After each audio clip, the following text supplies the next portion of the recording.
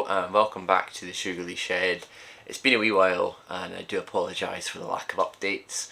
However, I am back in the shed today and I'm hoping to turn the cardboard you see behind me into real metal. Chuck in some clips just now of putting that cardboard in there. I'll give you a brief explanation of why it's there. Basically, I need somewhere obviously to put the electrics for the bike and also to put the battery, and then also offer a little bit of weatherproofing from the back wheel with regards to some kind of fender mud waterproofing ishness.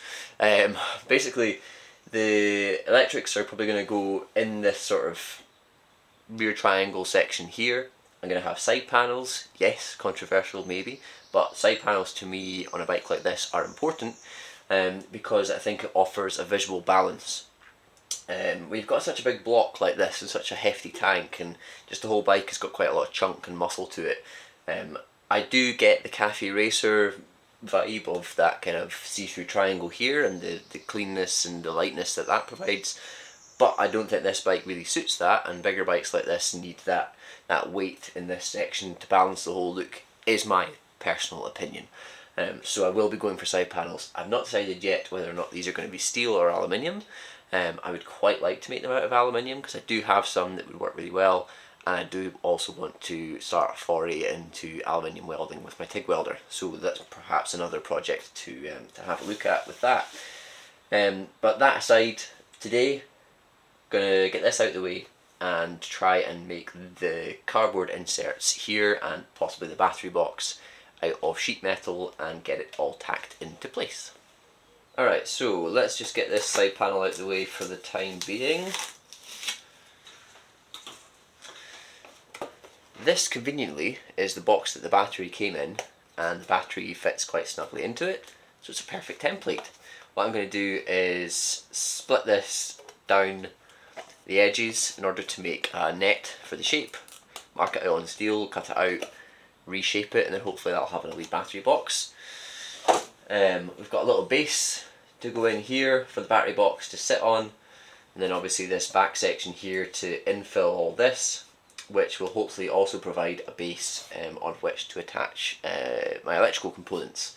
And like I say, that will hopefully offer some kind of weatherproofing or protection from the elements. I'm probably also going to be infilling around the hoop here. Whether or not it is entirely necessary is kind of in two minds in my head right now, but what it will provide is some kind of solid protection here that may negate the need for a mudguard, a rear mudguard. This might cover it sufficiently. Not 100% sure yet, but that's probably the way I'm going to go. I did it on the XS250 when I rebuilt it, and I quite like the protection that offers. Not only protection, but also just adds another degree of stiffness to this subframe, which is quite important, considering obviously I've modified some bits and taken some chunks out. So adding any element of stiffness is always a positive in my mind. Anyway, these cardboard templates need to come out, get traced onto steel, cut out, and then start to see if I can get them fitted.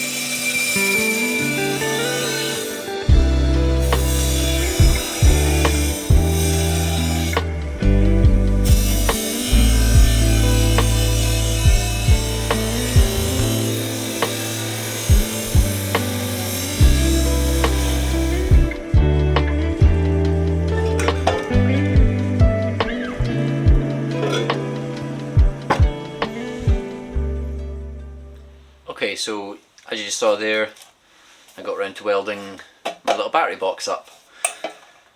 Doesn't look like much, but this little box I think represents something quite important to me, which is the development of my fabrication skills. The ability to use my TIG welder for something, you know, actually useful on a bike, not just sticking random bits of scrap metal together. Not making a horrible job of it. Obviously I've still ground back and smoothed off all the welds. Not stacking times just yet, but you know, it's progress and baby steps. I'm not entirely sure how I'm going to mount this yet. It's obviously going in that kind of middle triangle part of the bike. I'm not sure if I'm going to have it like at an angle or up, like right way up, or leant back a bit.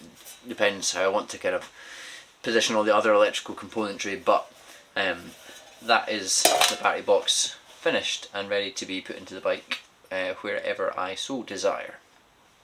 You'll also obviously have noticed that I ended up MIG welding this plate into place. Reason for that was the gap that I had to fill was quite big, and I'm much better at filling gaps with my MIG welder just now than I am with my TIG. I know like I can fill gaps with the TIG, but I'm not quite there yet with my skill set, so I stuck with what I knew, which was to slightly higher wire feed on my MIG welder and basically bridge that gap as I went up and tacked it all up. Obviously I'm going to dress some of these welds, but it's not the biggest deal because they're on the inside of the frame, they'll be side panels, you'll never really get to see those welds, and I've kind of experience in the past shows me that once the whole frame's powder coated and things, you do get away with a lot more when it comes to slightly dodgy welding, especially when you look at some of the factory welds. I mean, they're pretty ugly, so I think mine fit in quite well. I am going to fill in this back bit at some point, but I feel like this episode has probably been enough of me cutting up sheet metal and welding it in places, so yeah, not to go over old ground. I'll do that when I get round to it. I'm gonna love you and leave you pretty much there. I apologise for the kind of length of time it's been between updates on this bike. Truthfully, I haven't had a lot of motivation to work on it. I've had a few other things going on. My day-to-day vehicle's giving me a bit of jip, and just life and everything getting in the way, and time out in the shed is quite precious. My life isn't where it was, you know, 3 years ago when we had a lockdown and I had infinite time to work on bikes. So it's difficult to kind of justify hours and hours on end pottering away in the shed these days, because I actually have, you know, life responsibilities and things, unfortunately. But it's nice just to chip away and make small progress, because I think one of the hardest things about getting motivation or like achieving achieving anything is that you need to just chip away small, you know, bite-sized chunks, because it can easily get on top of you, and then trying to come out and doing too much at once can actually be counterintuitive and actually make you a little bit less motivated. But yeah, I have struggled a little bit with my motivation recently, but it's just nice to come out and get a couple of wee jobs like this done to prove to myself that I am making progress and that I will get there in the end, and it will just be a matter of time. And I hope you are all patient enough and you'll bear with me while I kind of navigate that headspace. Anyway, I've rambled on quite a lot. I hope you have enjoyed this little update. Like I say, it's not hugely interesting, but it's something. Please do give me a like, leave me a comment and subscribe to the Shoogly Shed channel. I appreciate all the support, and thanks to everyone who's reached out to see if I'm okay and you know, what's happened to all my content. I will try not to leave it as long, but I mean, tomorrow's another day. Things happen left, right and centre, and like I say, building bikes is a luxury and not a priority. So as much as I'd like it to be, I do have other things to do, but I want to see this bike finished in a fairly timely fashion. I don't want it to be a lifetime project, and I do want to ride it. So hopefully that will be enough motivation to come out and get this thing finished. Anyway, take care. Goodbye.